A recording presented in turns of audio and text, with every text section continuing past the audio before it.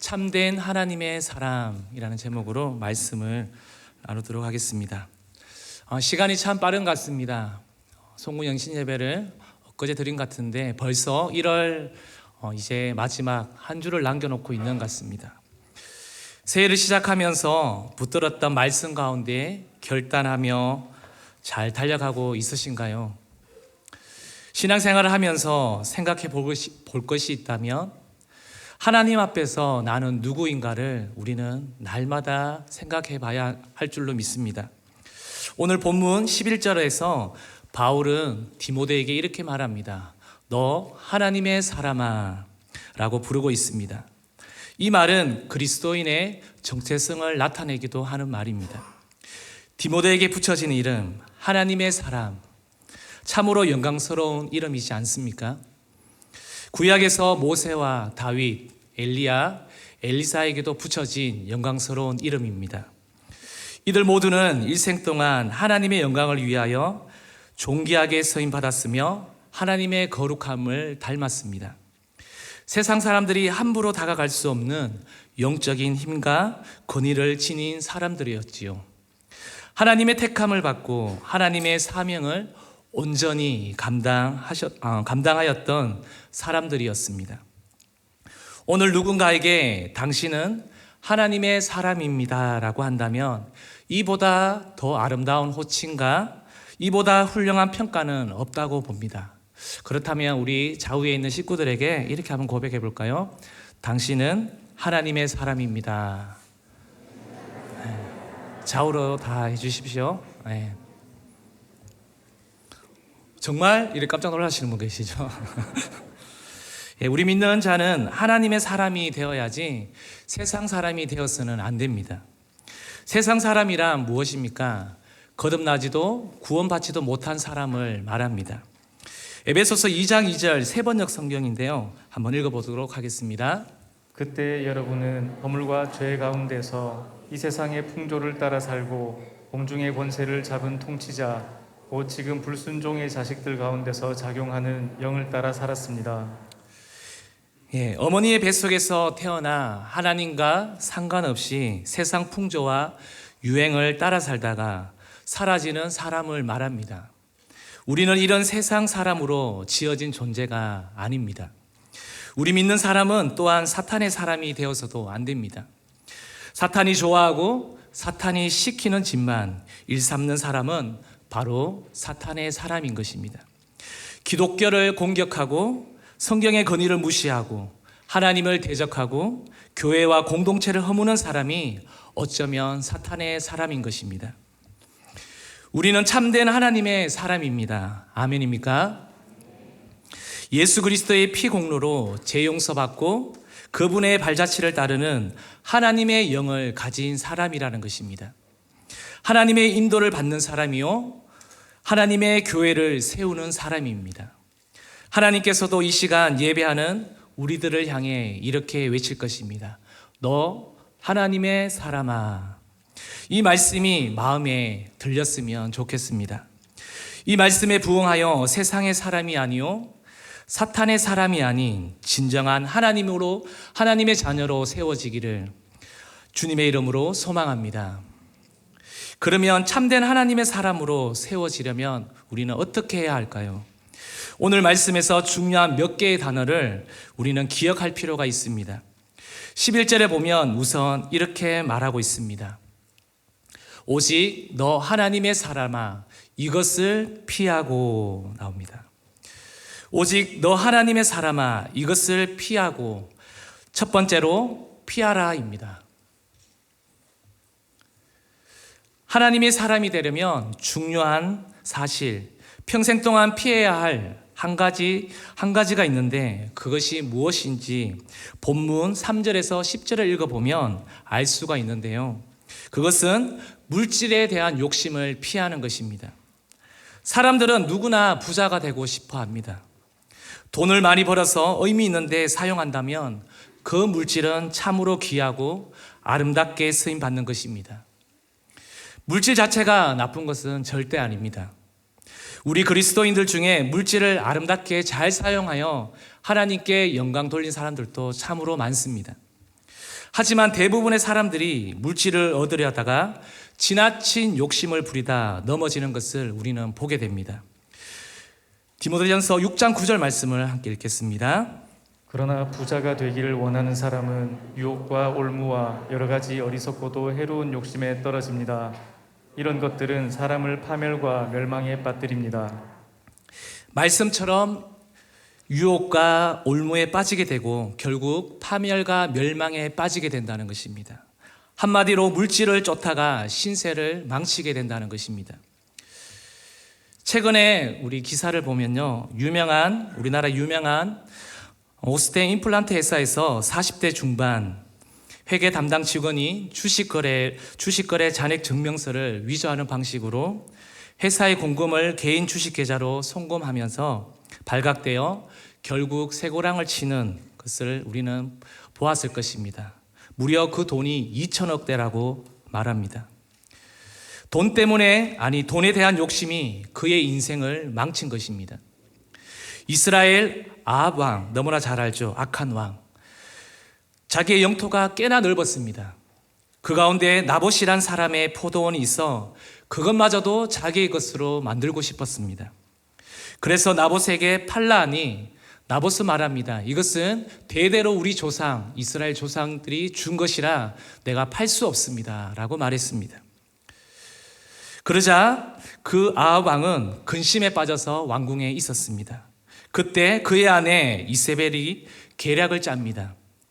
나봇이 왕을 저주했다는 거짓 증거를 만들어 백성을 충동하여서 성 밖에서 나봇을 죽이고 포도원을 뺏었습니다. 이 정의롭지 못한 행동, 물질에 대한 욕심을 보신 하나님은 결국 아합과 그 가정을 향해 진노하사 그들을 비참하게 죽게 만드셨습니다. 물질에 대한 잘못 얻어지는 욕심으로 그 순간은 좋아 보일지 모르나 최후는 비참한 것을 성경에서는 이미 말씀해 주고 있습니다. 또 몇 년 전에 어느 가정의 어머니 장례식장에서 형제들 간에 조의금을 더 가지려고 싸움을부터 형제가 형제에게 칼을 들이댔습니다. 물질에 대한 욕심이 형제의 의를 끊었고 돌이키기 어려운 파국을 맞이했다는 것입니다. 잠언 28장 25절 말씀을 읽겠습니다. 욕심이 많은 자는 다툼을 일으키나 여호와를 의지하는 자는 풍족하게 되느니라. 욕심으로 인해서 결국은 그 파멸까지 이른다는 것입니다. 또한 미국에서 있었던 일입니다. 신앙생활을 잘하던 집사님이 돈을 좀 화끈하게 벌겠다면서 주말에도 전혀 쉬지 않는 사업을 시작했다가 3년 만에 가로로 쓰러졌고 병원에 입원했습니다. 치료하느라 그동안 번 돈을 다 써버렸고 결국 일어나지 못하고 세상을 떠나버렸습니다. 물질에 대한 욕심이 사망을 불러왔고 결국 신앙까지 잃어버렸습니다. 디모데전서 6장 10절을 또 함께 읽겠습니다. 돈을 사랑함이 일만악의 뿌리가 되나니 이것을 탐내는 자들은 미혹을 받아 믿음에서 떠나 많은 근심으로써 자기를 찔렀도다. 돈을 탐내는 것, 물질에 대한 욕심이 앞서면 우리 성경에 나오는 가룟 유다처럼 주님을 파는, 즉 자기의 양심을 파는 일들이 일어난다는 것입니다. 아나니아와 삽비라처럼 돈 때문에 자기의 영혼을 사탄에게 팔아버리게 됩니다. 아간처럼 물질에 대한 욕심 때문에 하나님의 말씀을 저버리고 결국 불행한 죽음을 맞이합니다. 하나님의 사람은 물질을 벌 때 물질에 대한 욕심이 앞서서는 안 됨을 기억하시기를 바랍니다. 능력이 안 되는데 욕심이 앞서면 무리를 하여 몸을 상하게 하거나 부정한 방법을 사용하려는 유혹을 받게 됩니다. 결국 그 일로 몸도 상하고 벌어놓은 것도 다 잃게 되고 또한 믿음을 떠나게 된다는 것입니다. 에베소서 4장 22절 말씀도 보겠습니다. 너희는 유혹의 욕심을 따라 썩어져가는 구습을 따르는 옛사람을 벗어버리고. 물질에 대한 우리가 욕심을 벗어버려야 유혹에 넘어가는 실수를 범하지 않습니다. 여기에 진리가 있음을 믿으시기를 바랍니다. 어떻게 하면 그러면 욕심을 피할 수 있을까요? 오늘 본문 전반부에 6절에서 8절에 그 답이 나와 있습니다. 한번 읽어볼까요? 6절부터 8절까지요. 그러나 자족하는 마음이 있으면 경건은 큰 이익이 되느니라. 우리가 세상에 아무것도 가지고 온 것이 없음에 또한 아무것도 가지고 가지 못하리니 우리가 먹을 것과 입을 것이 있은즉 족한 줄로 알 것이니라. 예, 자기 것에 만족할 줄 아는 사람, 그 사람이 결국은 경건한 삶을 살게 된다는 것입니다. 이 자족하는 마음은 누가 주실까요? 갈라디아서 5장 16절입니다. 내가 이르노니 너희는 성령을 따라 행하라. 그리하면 육체의 욕심을 이루지 아니하리라. 예, 바로 성령님께서 주십니다. 성령님께서 주시는 마음으로 일상생활을 살게 되면 우리는 육체의 욕심을 피할 수가 있다는 것입니다. 참된 하나님의 사람에게는 늘 성령이 거하십니다. 성령이 가르쳐 주시기에 그 인도를 따르면 우리는 자족하게 된다는 것입니다. 성령은 우리에게 절대로 무리한 욕심을 부리게 하지 않으신다는 것입니다. 모든 것을 자연스럽게 은혜 가운데 이루어지게 한다는 것입니다. 우리가 잘 아는 이삭을 우리는 아실 것입니다. 이삭은 우물물을 팠는데 동네 사람들이 자기 조상들 것이라며 빼앗은 사건을 아마 다 아실 것입니다. 이때 이삭은 우물에 대한 욕심을 내지 않았습니다. 그들에게 양보하며 이삭이 했던 행동은 바로 평화를 추구했던 것입니다. 그리고 더 깊은 골짜기로 가서 그는 우물을 파기 시작했습니다. 그럴 때에 하나님께서는 더 큰 우물을 이삭에게 허락하셨다는 것입니다.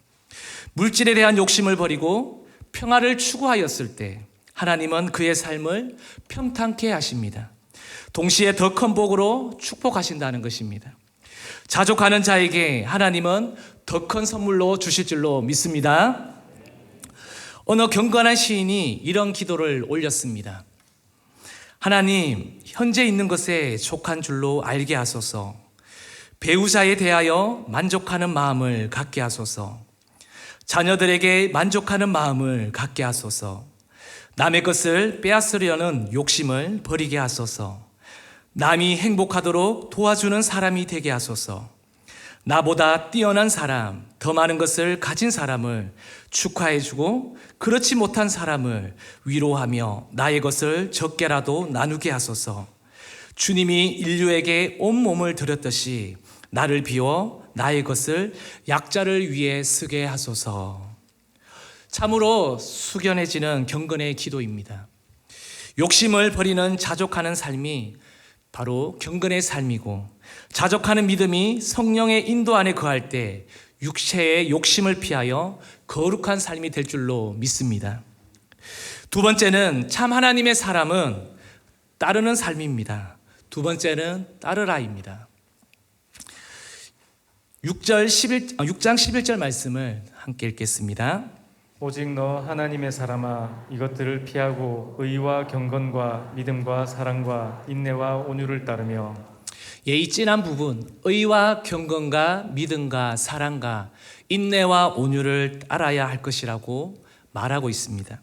무엇을 따르느냐? 바로 금방 말했던 것입니다.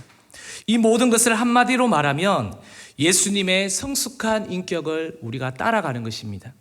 예수님을 믿고 그분을 따라가다 보면 우리는 예수님의 그 인격을 닮아가게 된다는 것입니다. 인격이 성숙하지 못하고 미숙하면 많은 문제를 우리는 일상에서 보게 됩니다. 가정이 시끄럽고요, 회사가 시끄럽고, 그 사람이 있는 곳은 늘 시끄럽습니다. 혹시 좌우에 한번 보시겠습니까? 네, 아닌 것 같습니다. 우리는 사람들 간에 불필요한 갈등과 싸움을 이 사람이 가는 곳마다 일으켜진다는 것입니다. 그런데 자신과 상대의 감정을 또한 상하게 한다는 것입니다. 인격이 미숙하면 온유한 모습을 발견하지 못하며 거칠고 무례하게 됩니다. 부드럽고 사랑이 넘치기보다는 냉정함과 날카로움이 드러난다는 것입니다. 인격이 미숙하면 결국은 인내할 줄 모릅니다. 결국 인내하지 못하고 참지 못하니까 무엇이 생깁니까? 분이 터뜨려진다는 것입니다. 인격이 미숙하면 말과 행동으로 자신의 밑바닥을 보이기가 쉽습니다. 잘 참아왔던 그 밑바닥이 결국 분을 통해서 드러난다는 것입니다. 우리 작년에 작년 초에 있었던 또 기사입니다. 너무나 잘 아실 겁니다. 벨기에 대사 부인인 그 여인이 서울의 한 옷가게에서 옷을 고르기 위해서 들어갔습니다. 그 벨기에 대사 부인이 신발을 신은 채 하얀 흰색 바지를 입어보는 듯 비정상적인 행동을 하기 시작했습니다. 그러자 그 직원이 그러시면 안 된다고 이야기를 하자 그 벨기에 대사 부인이 그 직원의 머리를 때리고 심지어 그 옆에서 말리던 그 직원까지 얼굴에 뺨을 때리는 그 행동이 있었습니다. 많이 가졌다고 많이 배웠다고 하더라도 인격이 성숙하지 못하면 그것으로 상대를 깔보며 갑질하는 말과 행동으로 자신의 밑바닥을 보일 수 있음을 잊지 마시기를 바랍니다. 오늘 말씀에는 이런 미숙한 인격을 버리고 그리스도의 성숙한 인격을 따르라고 말하고 있습니다. 그리스도의 성숙한 인격은 바로 의로움입니다. 언제나 옳은 것을 선택하는 것입니다. 양심을 파는 행동을 따르지 않습니다. 또 언제나 거룩한 삶을 추구합니다.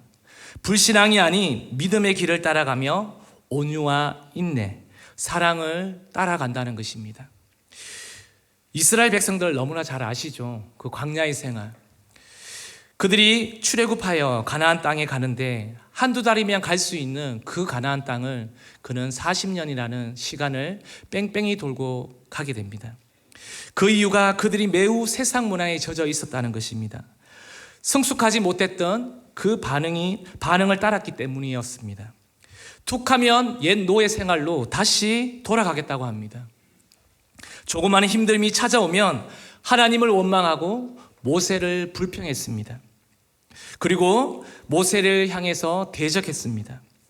또한 그들은 가나안 정탐꾼들의 이야기를 듣고 결국 우리는 메뚜기처럼 살 수밖에 없구나, 바로 그들을 향해 같이 동조하며 그들의 하나님의 인도하심을 잃어버렸던 것입니다. 그들은 성숙한 인격에서 볼 수 있던 온유와 겸손과 순종, 충성, 신실한 믿음의 모습은 온데간데 없었던 것입니다. 결국 1세대들은 이런 거친 모습과 불신앙 때문에 그들은 가나안 땅에 들어갈 수가 없었습니다. 그런데 모세는 인격이 광야 생활을 통해서 점점 그 아픔을 통해서 성숙해져 갔다는 것입니다. 백성들의 원망의 모습을 통해서 모세에게도 어려움이 있었겠지요. 그러나 그에게 찾아오는 어려움을 통해서 자주 하나님 앞에 엎드러지고 자주 울었습니다. 그리고 자주 하나님 앞에 나아가서 하나님의 얼굴을 구했다는 것입니다. 그러는 동안 그의 자존심은 낮춰지고 그의 자존심은 점점 높아지며 온유함과 겸손이 자리를 잡았다는 것입니다. 성경이 말하기를 그의 겸손과 온유함, 그의 충성이 세상에서 가장 훌륭했다고 말씀하고 있습니다. 그의 성숙한 인격이 그리스도의 인격을 닮았다고 말합니다. 결국 그의 인격과 신앙이 하나님께 감동이 되었던 것이죠. 비록 모세는 가나안 앞까지 백성들을 인도했던 것이 그의 사명이었고 하나님은 이스라엘을 가나안 땅에 들어가게 했다는 것입니다. 우리에게도 힘든 강야가 찾아올 때면 모세처럼 울고 모세처럼 엎드려서 하나님을 찾아 따라가기를 원합니다. 우리는 그리스도를 바라보면 그분의 성숙한 인격을 닮아야 합니다. 그래야 신앙이 바로 서게 된다는 것입니다. 주님은 오늘 마태복음 11장 29절에 이렇게 말씀하고 있습니다. 나는 마음이 온유하고 겸손하니 나의 멍에를 메고 내게 배우라. 그리하면 너희 마음이 쉼을 얻으리니. 여기서 온유하고 겸손한 인격을 다른 말로 거룩한 인격이라고 말할 수 있습니다. 또 고린도전서 3장 16절 말씀을 읽어볼까요? 너희는 너희가 하나님의 성전인 것과 하나님의 성령이 너희 안에 계시는 것을 알지 못하느냐. 누구든지 하나님의 성전을 더럽히면 하나님이 그 사람을 멸하시리라. 하나님의 성전은 거룩하니 너희도 그러하니라. 우리는 하나님의 거룩한 성전입니다. 하나님이 머무르시는 우리의 전인 것입니다. 그래서 우리는 거룩한 인격이신 주님을 닮아가려고 부단히 애써야 하는 것입니다. 또 갈라디아서 5장 22절에서 23절 말씀을 읽어볼까요? 오직 성령의 열매는 사랑과 희락과 화평과 오래 참음과 자비와 양선과 충성과 온유와 절제니 이 같은 것을 금지할 법이 없느니라. 성령의 9가지 열매는 거룩한 인격의 열매를 말씀하고 있습니다. 세상에서 가장 거친 인격을 가진 사람이라면 아마도 존 뉴턴이었을 것입니다. 그러나 세상에서 가장 거룩한 인격을 가진 사람을 뽑으라면 아마도 그 역시 존 뉴턴일 것입니다. 그는 예수님을 영접한 후에 뼈를 깎는 노력으로 기도와 말씀을 통해서 영성의 깊이를 더해가며 아름답게 그리스도의 거룩한 인격으로 세워졌습니다. 그분이 바로 나 같은 죄인 살리신 찬송의 저자입니다. 그분은 그리스도의 거룩성을 닮아가는 것을 평생의 노력으로 삼았다는 것입니다. 사람들은 그를 보며 마치 예수를 보는 듯 하다고 말했습니다. 그의 인격 속에는 성령의 9가지 열매가 주렁주렁 맺혔다고 합니다. 성령을 의지하며 따랐을 때 이런 놀라운 변화가 일어나는 것입니다. 우리 모두가 거룩의 대가이신 예수님을 그리고 그 예수 그리스도의 인격을 닮아가려고 애를 쓰시기를 바랍니다. 예수 그리스도의 인격이 우리 삶 속에서 가득한 하나님의 사람이 되시기를 주님의 이름으로 소망합니다. 하나님의 사람은 세상 욕심을 피하라고 했습니다. 첫 번째입니다. 두 번째, 그리스도의 거룩한 인격을 따르라고 했습니다. 그렇다면 마지막으로 하나님의 사람은 믿음의 선한 싸움을 싸우라는 것입니다. 셋째입니다. 싸우랍니다. 바울은 디모데에게 이렇게 말합니다. 12절 말씀에 함께 읽도록 하겠습니다. 믿음의 선한 싸움을 싸우라. 영생을 취하라. 이를 위하여 내가 부르심을 받았고 많은 증인 앞에서 선한 증언을 하였도다.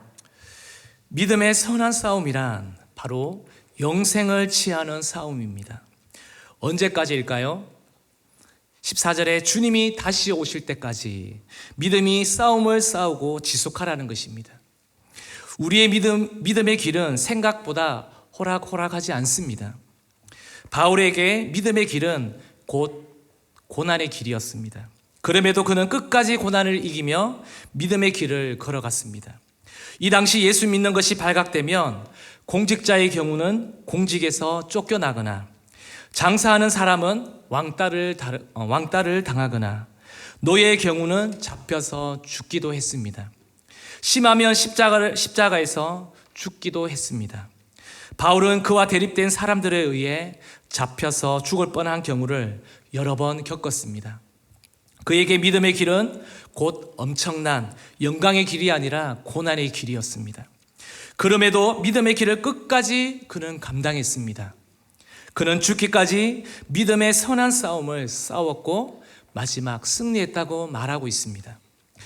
요즘 코로나로 인하여 우리 교회 예배 현장도 방역을 지키며 최선을 다하고 있지만 혹시나 해서 두려움 가운데 나오지 못하는 사람들도 있습니다.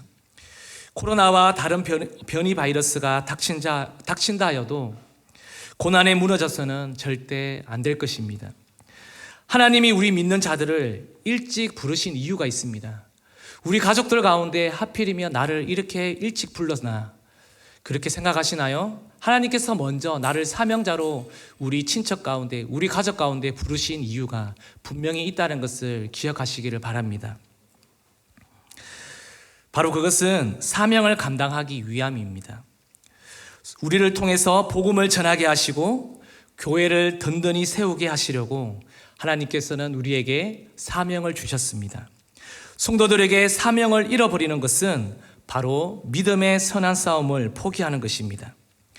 그래서 바울은 오늘 본문에서 믿음의 선한 싸움을 주님이 오실 때까지 계속해서 지속하라고 말씀하고 있습니다.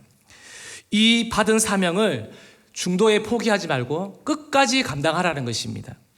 사명을 받았으니 요즘 코로나로 인하여 위축되었습니까? 예수님 이름으로 담대하시기를 바랍니다. 지난 2년간 한 번도 예배에 빠지지 않는 사람 중에 아무도 코로나에 걸리지 않았고 또한 2년간 예배에 오지 않은 사람도 코로나에 걸리지 않았습니다. 하지만 하나님께서 주신 사명을 끝까지 감당한 성도님들의 믿음 때문에 교회가 든든히 세워졌습니다. 코로나를 조심하되 두려워하지는 마십시오. 예배자로 부름을 받고 사명자로 부름을 받은 이상 믿음으로 온전히 사명을 감당하시는 저와 여러분들이 되시기를 소망합니다. 그것이 믿음의 싸움을 끝까지 중도에 멈추지 않고 달려가는 것입니다. 우리의 싸움은 혈과 육의 싸움이 아닙니다. 사명이 마칠 때까지 사탄과의 싸움을 우리는 계속해서 지속해야 합니다. 그 싸움에서 우리는 반드시 이겨야 합니다. 우리는 물러서면 안 됩니다. 반드시 이겨야 합니다. 사탄은 우리에게 시험에 빠지게 하여 믿음의 길을 포기하게 만듭니다. 우리 가운데 시험이 찾아오시죠. 신앙생활을 잘하다 보면 내 믿음이 정말 정상을 향해 올라가는데 어느 순간 다시 밑바닥을 향할 때가 있습니다. 그럴 때 하나님께서 우리에게 말씀해 주십니다. 너 여기에서 싸움에서 지면 안 되라고 주님께서 우리에게 권면하십니다. 그 소리를 우리가 들어야 한다는 것입니다. 사탄은 우리에게 시험에 빠지게 하여 믿음의 길을 계속해서 빠지게 합니다. 코로나를 두려워하게 하여 사명의 길을 가지 못하게 합니다. 믿음을 뿌리채 흔들기도 하고 장애물이 그 앞을 막기도 합니다. 우리는 이런 사탄의 방해를 막으며 묵묵하게 신앙의 길을 계속해서 걸어가야 될 줄로 믿습니다.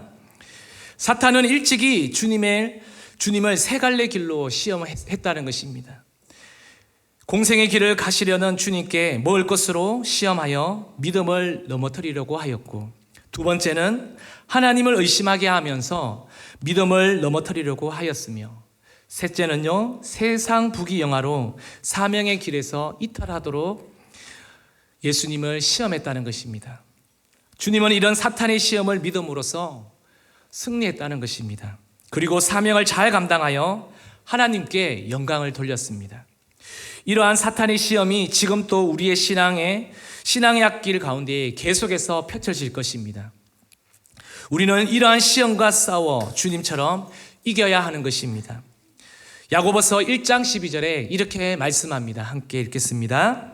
시험을 참는 자는 복이 있나니 이는 시련을 견디어낸 자가 주께서 자기를 사랑하는 자들에게 약속하신 생명의 면류관을 얻을 것이기 때문이라. 시험을 참는 자가 복이 있다고 했습니다. 시련을 잘 견뎌낸 자가 이긴다고 하였습니다. 지금 혹시 우리 가정 가운데 이겨야 할 싸움이 있습니까? 뒤로 물러서지 않기를 바랍니다. 예수의 이름으로 대적하시고 예수의 이름으로 승리하시기를 소망합니다. 하나님은 우리에게 전도의 사명을 주셨습니다. 영혼을 보살피고 사랑하는 사명을 주셨습니다. 또 교회를 통해 받은 우리의 사랑을 이제는 교회 건축을 통해 더욱 다음 세대를 든든히 세우는 사명을 우리에게 허락하셨습니다. 또한 선교하는 사명도 우리에게 주셨습니다. 이런 사명들을 감당하도록 우리에게 직분까지 감당해 주셨습니다. 이런 우리에게 오늘 성령님께서는 말씀하십니다. 믿음의 선한 싸움을 싸우라고요. 디모데전서 6장 14절 말씀을 읽겠습니다. 우리 주 예수 그리스도께서 나타나실 때까지 흠도 없고 책망받을 것도 없이 이 명령을 지키라. 흠도 없고 책망받을 것도 없이 우리는 하나님의 이 지상 명령을 우리는 지키고 따라가야 될 줄로 믿습니다. 그러면 어떤 사람에게 이런 믿음을 주실까요? 디모데전서 1장 12절에 이렇게 말하고 있습니다. 나를 능하게 하신 그리스도 예수 우리 주께 내가 감사함은 나를 충성되이 여겨 내게 직분을 맡기심이니. 충성스러운 사람들에게 이런 믿음을 주시며 직분을 주시며 사명을 감당하게 하십니다. 올 초 어떤 직분들을 받으셨습니까? 집사로 임명받으시고 또 목자, 목녀로 임명받으시고 교사로 임명받으시고 부서별로 셀 리더로 아마 임명을 받은 줄로 압니다. 그런데 그 임명을 받았을 때 거룩한 부담이 있으시지 않으십니까? 결코 쉽고 주목받도록 명예를 준 것도 아닙니다. 그럴 때 내 믿음의 진가를 볼 수 있게 그렇습니다. 우리가 이 직분을 통해서 감당하다 보면 어렵고 힘든 일들이 있습니다. 분명히 쉬운 일만 있는 것이 아닙니다. 중간에 포기하고 싶고 그만 멈추고 목사님께 저 못하겠습니다. 올해까지만 버티겠습니다. 내년에는 빼주세요. 이런 우리에게 시험이 찾아올 것입니다. 그럴 때마다 우리가 기억해야 할 것은 바로 이 영적인 싸움, 이 싸움을 계속해서 해야 한다는 것입니다. 그럴 때 내 믿음의 진가를 우리는 그때 볼 수가 있습니다. 아무런 직분도 없이 아무런 맡은 것도 없이 내가 있다 보면 내가 믿음이 견고한지 아닌지도 알 수가 없습니다. 그런데 어떤 일이 맡겨졌을 때 하다 보면 내 가운데 이것이 약하였구나, 이것이 나의 흠이었구나 하는 것을 발견하게 됩니다. 그래서 우리는 하나님 앞에 매달리고 찾고 아까 모세처럼 그 앞에 엎드려 울고 기도할 수 있게 되는 것입니다. 충성스럽게 사명을 끝까지 감당하여 믿음의 선한 싸움을 싸우시는 저와 여러분들이 되시기를 소망합니다. 말씀을 정리하겠습니다. 참된 하나님의 사람으로 살기를 원하시면 물질의 욕심을 피하십시오. 그리스도의 거룩한 인격을 따르십시오. 믿음의 선한 싸움을 끝까지 싸우시기를 바랍니다.